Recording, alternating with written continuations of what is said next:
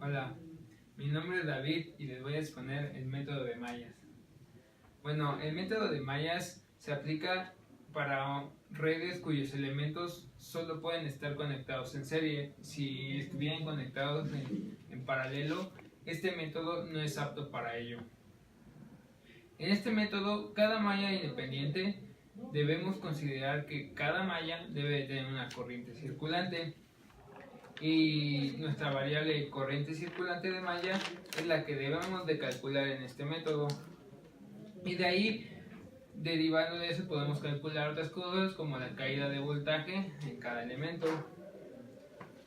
En este método nos dan una ecuación que se llama ecuación canónica, donde se introduce la variable Jn, y Jn representa la corriente circulante de malla, en este caso de la malla M. Como vemos, la ecuación va de la suma del número de mallas independientes con n igual con 1 de la impedancia MNJN igual a la sumatoria del número de elementos con K igual a 1 de K, M de el voltaje de la fuente de voltaje K más el voltaje de la fuente de corriente K. Bueno, una vez dicho esto, formamos nuestro sistema de ecuaciones con esa ecuación.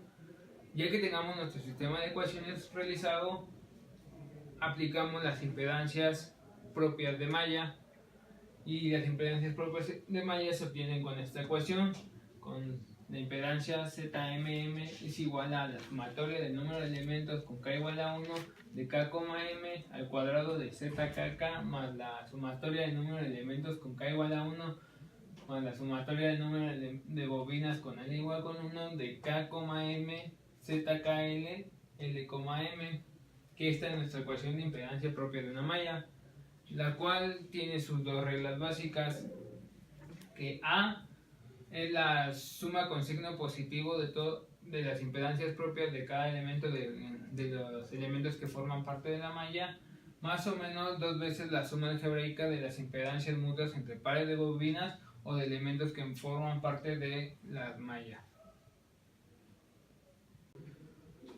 Bueno, para continuar tenemos las impedancias mutuas entre dos mallas para completar nuestro método.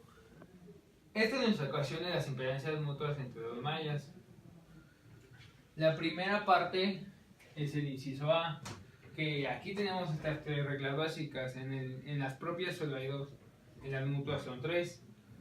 Esta nos dice que es la suma algebraica de las impedancias propias que forman parte de las dos mallas, que es la sumatoria del número de elementos con K igual a 1 de K, M de ZKK de K, N.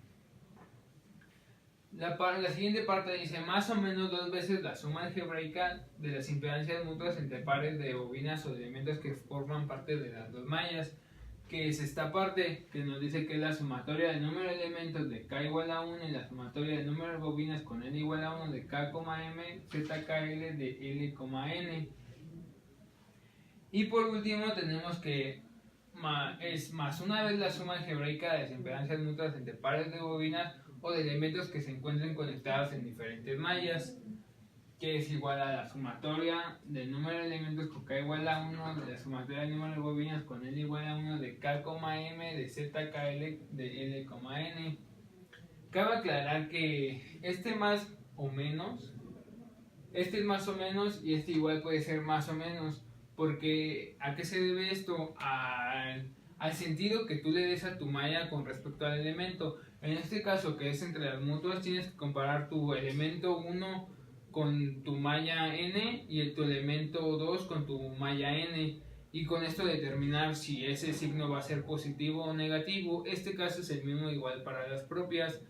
También cabe aclarar que las impedancias se representan como ZMM o ZMN, que la MM es la propia de malla y que es un número complejo. Este número complejo está representado por RMM más JXMM, que X es la reactancia. Igual para la impedancia mutua, que es ZMN, RMN más JXMN, igual es un número complejo. Por esto damos por terminado el método de mallas. A continuación les voy a presentar el método de nodos. El método de nodos solo se puede aplicar para elementos de circuito que estén conectados en paralelo, ya que en serie no es aplicable este método. También nuestra variable a calcular con este método es el potencial de nodo, que normalmente se representa por la letra UM. Y bueno, esta es nuestra ecuación canónica de nodos, que con esta podemos crear nuestro sistema de ecuaciones a resolver para poder determinar las incógnitas.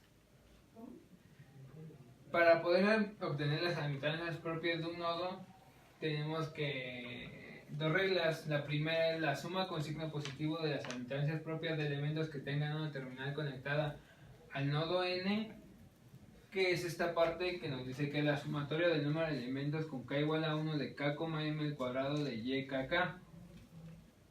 Y nuestra segunda regla, que es más o menos 2 veces la suma algebraica de las admitancias mutuas entre pares de bobinas o de elementos que tengan una terminal conectado al nodo n, que es esta parte que nos dice la sumatoria del número de elementos con k igual a 1 y la sumatoria del número de bobinas con l igual a 1 de k, m de y, k, l de l, n, es lo que nos dice esta regla. Cabe mencionar que el signo más o menos depende del sentido del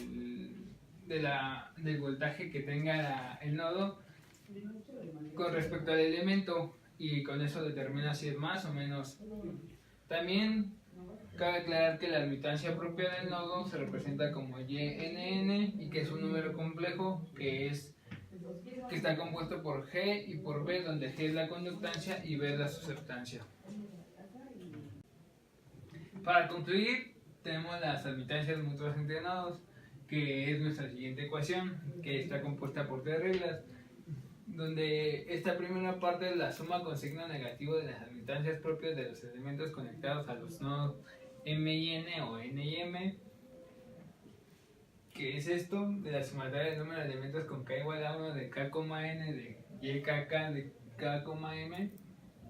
La parte B, que es más o menos 2 veces la suma algebraica de las admitancias mutuas entre pares de bobinas o de elementos que se encuentran conectados a los nodos N y M o M y N, que es esta parte que es la sumatoria del número de elementos de k igual con 1 más la sumatoria del número de bobinas con L igual a 1 de k, n de y, k, n de L, m.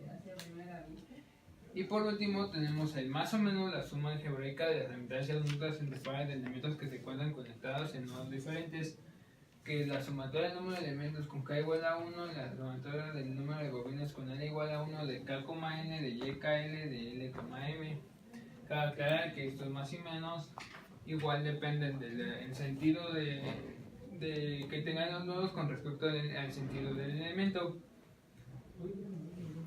Y con eso terminamos el tema de nodos.